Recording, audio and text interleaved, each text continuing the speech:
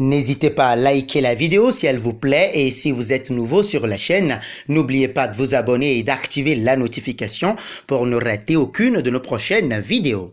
On commence.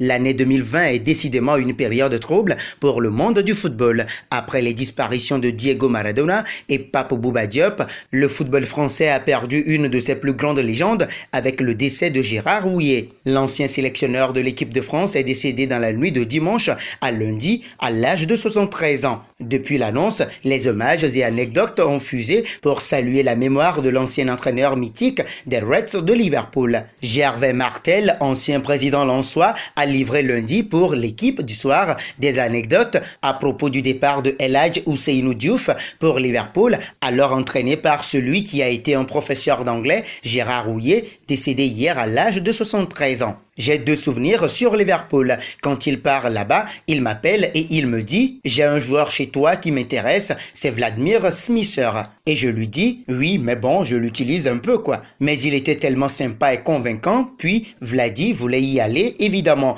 Puis il y a eu le transfert d'El Hadji Diouf en 2002. Il nous fait une saison exceptionnelle. Ils se mettent déçus à l'issue de leur saison fabuleuse. Je ne vais pas vous dire que j'ai poussé un soupir de soulagement parce que je l'adore, El Hadji Diouf, mais il était imprévisible, révèle le dirigeant. Martel de poursuivre, il part là-bas au terme d'une discussion intéressante pour le RC Lens, car c'est le plus gros transfert que j'ai jamais fait. Un jour, Gérard m'appelle et me dit « Dis donc ton Diouf, sa grand-mère, elle est morte ?» Je lui dis « Oui, elle est déjà morte 3 fois. » On en a encore parlé avec lui à l'enterrement de Bouba Diop, car il m'avait fait le coup 2 ou 3 fois. C'était juste une fausse excuse parce qu'il était parti quelque part et n'était pas rentré. Une anecdote qui témoigne à suffisance du caractère de celui que l'on surnommait le bad boy. Pour rappel, après une Coupe du Monde phénoménale, El Hadji Diouf avait débarqué dans le club anglais, mais l'aventure a vite tourné au vinaigre. Le double ballon d'or n'a jamais vraiment réussi à s'imposer chez les Scousers et il n'y aura pas non plus laissé des traces, si ce n'est sa relation très tendue avec Steven Gerrard, autre joueur lancé dans le grand bain par Gérard Houllier. Place désormais au quiz. Dans quel club El Hadji Diouf a-t-il fait ses débuts professionnels? A. Lens. B.